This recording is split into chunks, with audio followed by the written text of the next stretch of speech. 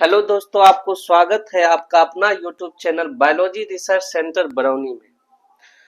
हमें पता है कि आप लोग खुश होंगे, तंदुरुस्त होंगे, मस्त होंगे और दो गो वीडियो आप लोग का अपलोड हो चुका है। दोनों वीडियो देखने के बाद आज हम तीसरा वीडियो अपलोड करने वाले हैं, तीसरा वीडियो बना रहे हैं। जो बच्चा चैनल को सब्सक्राइब नहीं किए हैं, चैनल को सब्सक्राइब कर दीजिएगा, वीडियो को आगे शेयर कर दीजिएगा। और आज तीसरा वीडियो में पहला लेसन जीवों में जनन कंप्लीट हो जाएगा।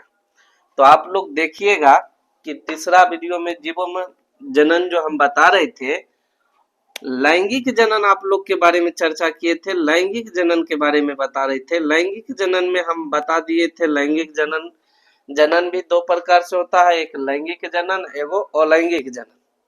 प्रजनन भी बता दिए थे, प्रजनन दो प्रकार से होता है, एक अंड प्रजनक एवं सजीव प्रजनक।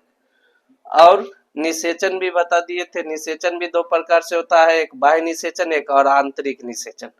आज जो है हम चर्चा करने वाले हैं अलैंगिक जनन के बारे में। अलैंगिक जनन के बारे में चर्चा कर रहे हैं, आप लोग ध्यान से देखिएगा और वीडियो को अच्छा से ध्यान से देखिएगा। कोई भी दिक्कत हो तो आप लोग जो है कमेंट बॉक्स में जरूर लिखिएगा। अलैंगिक जनन किसको कहते हैं? तो अलैंगिक जनन कहते हैं जब एक जीव टूट करके दो समान भाग में बढ़ता है। जब एक जीव टूट करके दो समान भाग में बढ़ता है, दो समान भागों में बंटता है तो उसे अलैंगिक जनन कहते हैं। अलैंगिक जनन कहते हैं, ठीक है। अलैंगिक जनन कहते हैं।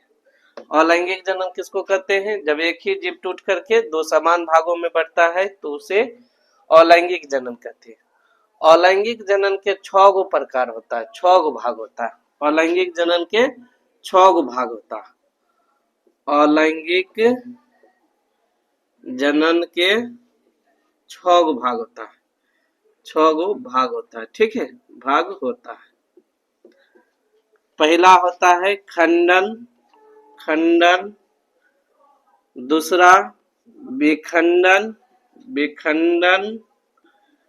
तीसरा मुकुलन और चौथा कायिक जनन, पांचवा बीजाणु निर्माण और छठा होता है आपका पुनर्उद्भवन,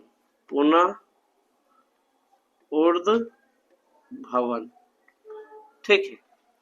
अलैंगिक जनन के क्या भाग होता है? अलैंगिक जनन के 6 भाग होता है। पहला होता है खंडन, दूसरा विखंडन, तीसरा मुकुलन, चौथा कायिक जनन, पांचवा बीजाणु निर्माण और छठा पुनर्उद्भवन। तो सबसे पहले खंडन किसको कहते हैं उसको ध्यान से सुनिए। जब एक ही जीव टूट करके, खंडन किसको कहते हैं सो ध्यान से सुनिए। जब एक ही जीव टूट करके दो समान भाग में बढ़ता है, जब एक ही जीव टूट करके दो समान भाग में बढ़ता है तो उसको हम खंडन कहते हैं। क्या कहते हैं? खंडन। दूसरा विखंडन है, जब एक जीव टूट करके बहुत सारा भाग में बढ़ता है। जब एक जीव टूट करके बहुत सारा भाग में बढ़ता है तो उसको हम क्या कहते हैं? विखंडन। खंडन किसको कहते हैं? जब एक ही जीव टूट करके दो समान भाग में बढ़ता है तो उसको हम क्या कहते हैं? खंडन। विखंडन किसको कहते हैं? जब एक ही जीव टूट करके बहुत सारा भाग में बढ़ता है तो उसे हम कहते हैं विखंडन। मुकुलन किसको कहते हैं? तो मुकुलन कहते हैं जब किसी भी जीव के किसी भी जीव के शरीर से शरीर से उभार उभार उत्पन्न होता है तो उसे मुकुल कहते हैं, मुकुल। ठीक है। जब मुकुल में परिवर्तन की क्रिया होती है, परिवर्तन की क्रिया होती है तो उस क्रिया को मुकुलन कहते हैं। जब किसी भी जीव के शरीर से एक उभार उत्पन्न होता है तो उस उभार उत्पन्न होने की क्रिया को क्या कहते हैं? मुकुल। जब मुकुल में परिवर्तन की क्रिया होती है तो उसी को हम कहते हैं मुकुलन। जैसे हाइड्रा जो है एक प्रकार से जीव होता है, उसके शरीर में उभार कैसे उत्पन्न, जैसे 5 उंगली है और यहाँ से अगर एक उंगली बाहर आ गया है तो हम उसको क्या कहते हैं? उभार उत्पन्न होता है।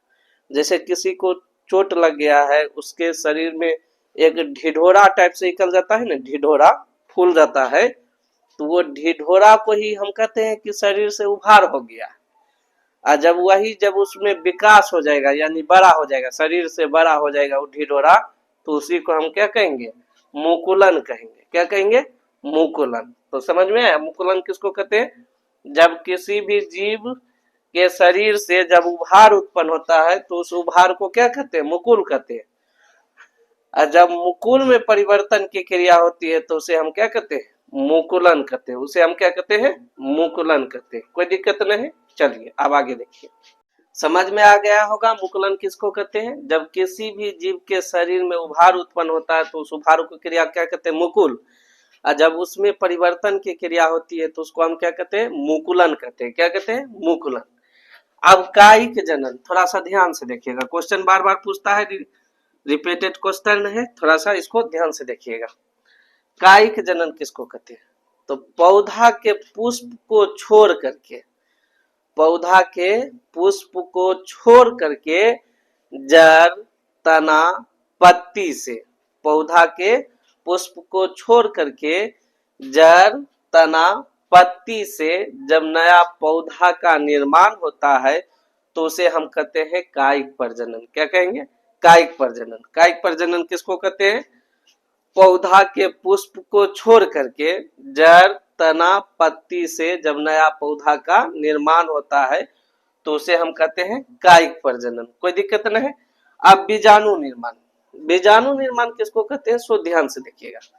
बीजाणु निर्माण कहते हैं जब किसी भी जीव जो होता है, सूक्ष्म जीव, जब किसी भी सूक्ष्म जीव के बीज से, ठीक है, ऐसे भी कोई भी जीव में जनन होगा न तो उसका बीज से ही नया पौधा का, नया जीव का निर्माण होगा, चाहे वह कोई सा भी हो। उसको हम किसी भी चीज को लगाते तो उसको हम बीज ही कहते हैं। जैसे किसी भी पौधा को क्या लगाते? बीज लगाते। तो ये पूछ रहा है अलैंगिक जनन में बीजाणु निर्माण, तो हम बोलेंगे किसी भी सूक्ष्म जीव के बीज से जब नया जीव का निर्माण होता है, जब किसी भी सूक्ष्म जीव के बीज से नया जीव का निर्माण होता है तो उसे हम क्या कहते हैं? बीजाणु निर्माण कहते हैं। उसे हम क्या कहते हैं? बीजाणु निर्माण कहते हैं। जैसे पैरामीशियम, कवक, फंजाई, ये सब हो गया, क्या हो गया? बीजाणु निर्माण हो गया। क्या हो गया? बीजाणु निर्माण हो गया। अब अगला है पुनर्उद्भवन किसको कहते हैं?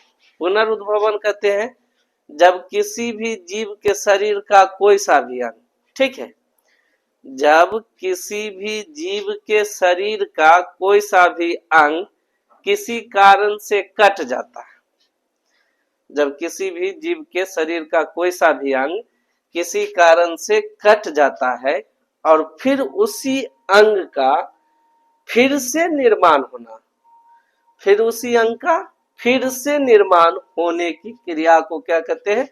पुनरुद्भवन। जैसे कि देखते होइएगा छिपकली, छिपकली जो है केवाड़ी के पल्ला में या कहीं भी उसका पूंछ क्या हो जाता है? कट जाता है और फिर उसका पूंछ का जो है पुनर्निर्माण हो जाता है। उसी को हम क्या कहते हैं? पुनर्ऊर्ध्वभवन। यानी किसी भी जीव के शरीर का कोई सा भी अंग किसी भी कारण से कट जाने से फिर उसी अंग का पुनः निर्माण हो जाता है, तो उसे हम क्या कहते हैं, पुनर्उद्भवन कहते हैं। क्या कहते हैं, पुनर्उद्भवन। चलिए अब आगे देखिए ध्यान से।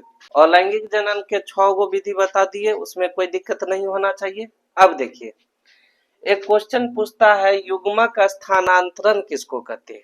युग्मक स्थानांतरण किसको कहते हैं? तो जब नर से नर युग्मक, जब नर से नर युग्मक, नर से नर युग्मक और मादा से मादा युग्मक जब आपस में स्थान परिवर्तन करते हैं, जैसे हम बोल सकते हैं नर युग्मक शुक्राणु, शुक्राणु, शुक्राणु चलनशील होता है, ये चलता है, ठीक है।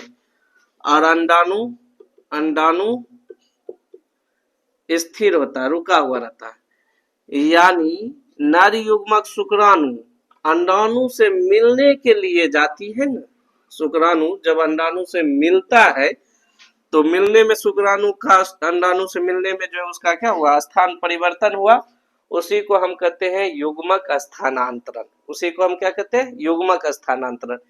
यानी जब एक युग्मक दूसरे युग्मक से मिलने के लिए जब वह अपना स्थान परिवर्तन करता, जब एक युग्मक दूसरे युग्मक से मिलने के लिए जब वह अपना स्थान परिवर्तन करता हो, तो उसी को हम क्या कहते हैं, युग्मक स्थानांतरण। क्या कहते हैं, युग्मक स्थानांतरण।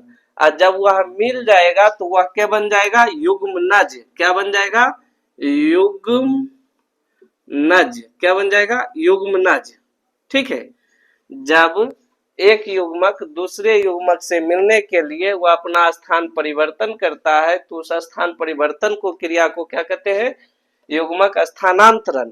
और जब वह मिल जाएगा तो क्या बन जाएगा, युग्मनज। और युग्मनज में ही क्या होता है, अब क्वेश्चन आपको पूछेगा वर्णोद्भव किसको कहते हैं, उसी में देखिए वर्णोद्भव किसको कहते हैं, तो यही युग्मनज से, युग्मनज से, ठीक है। वर्णोद्भव किसको कहते हैं, तो ध्यान से सुनिएगा, युग्मनज से भ्रूण बनने तक की प्रक्रिया को, भ्रूण बनने तक की, बनने तक की प्रक्रिया को भ्रूणोद्भव कहते हैं। भ्रूणोद्भव किसको कहते हैं, तो युग्मनज से भ्रूण बनने तक की प्रक्रिया को भ्रूणोद्भव कहते हैं। युग्मक स्थानांतरण किसको कहेंगे, जब एक युग्मक दूसरे युग्मक से मिलने के लिए जो अपना स्थान परिवर्तन करता है तो उसे हम कहते हैं युग्मक स्थानांतरण। और जब भ्रूणोद्भव किसको कहेंगे, भ्रूणोद्भव की क्रिया कैसे होती है, जब युग्मनज से, जब युग्मनज में विकास की क्रिया होगी और यही युग्मनज जब भ्रूण बनेगा तो उस भ्रूण बनने तक की प्रक्रिया को भ्रूणोद्भव कहेंगे। उस भ्रूण बनने तक की प्रक्रिया को क्या कहेंगे, भ्रूणोद्भव कहेंगे। उसके बाद है क्वेश्चन आपका बार बार रिपीट करता है, मध्यचक्र और ऋतुस्राव चक्र किसको कहते हैं? बहुत ही इंपॉर्टेंट पॉइंट है, मध्यचक्र ऋतुस्राव चक्र। हर बार क्वेश्चन जो है ये आपका क्वेश्चन पूछवे करता है और पूछता ही है, हर बार अंतर पूछता है। मध्यचक्र और ऋतुस्राव चक्र किसको कहते हैं? तो मध्यचक्र कहते हैं, यह जो है जीवों में उत्पन्न होने वाला एक प्रकार के मेंस्ट्रुएशन सर्कल्स होता है। यह जीवों में उत्पन्न होने वाला एक प्रकार से मेंस्ट्रुएशन सर्कल्स होता है, जिसके माध्यम से जीव जंतु जो है अपना गर्भ धारण की क्रिया पूर्ण करती है। मध्यचक्र ये होता है, जितना भी स्तनधारी जीव होता है छोटा छोटा, जैसे गाय भैंस कुत्ता बिल्ली, उसमें क्या होता है, मध्यचक्र होता है। क्या होता है, मध्यचक्र। और ऋतुस्राव चक्र किसको कहेंगे? तो ऋतुस्राव चक्र होता है, यह स्त्री में उत्पन्न होने वाला एक प्रकार से मेंस्ट्रुएशन सर्कल्स होता है, जो हर महीना 28 दिनों में जो है ये ऋतुस्राव चक्र स्टार्ट होता है। 3 से 5 दिनों का होता है। और यह हर 28 महीना में, हर एक महीना में फीमेल में अंडाणु का निर्माण होता है, और वह अंडाणु जब क्षति होता है तो उस क्षति होने की क्रिया को हम क्या कहते हैं, ऋतुस्राव चक्र कहते हैं। क्या कहते हैं, ऋतुस्राव चक्र। आई होप हमको पता होगा, आप लोग को समझ में अच्छा से आया होगा। कहीं से कोई दिक्कत नहीं होना चाहिए। अगर दिक्कत हुआ है तो आप जो है कमेंट में हमको बताइए और हम उसका जो है सलूशन और अच्छा से आप लोग को देंगे। और बोला भी जाता है जीतने का मजा तब आता है जब आपका लोग हारने का इंतजार करता है। जीतने का मजा तब आता है जब लोग आपका हार का इंतजार करता है। और यहाँ तक में कोई दिक्कत नहीं, आपका फर्स्ट लेसन का वीडियो कंप्लीट हो गया है। जय हिंद। फिर मिलते हैं हम दूसरा लेसन में। आप जो है वीडियो को शेयर कीजिएगा, सब्सक्राइब कीजिएगा। और मेरा ऑफलाइन क्लास चलता है बरौनी में, बरौनी डायरी रोड में, बायोलॉजी केमिस्ट्री रिसर्च सेंटर में। और अंडर वहाँ 11-12 चलता है और यहाँ जो है अंडर 10 का क्लास चलता है the sunshine coaching centre. Under 10 ये जो है 12 है, बरौनी 12 में। और इसका पूरा पता है 12 फूलो चौक से पूरब 12 मुखन टोला में। जय हिंद क्लास। फिर मिलते हैं अगला वीडियो।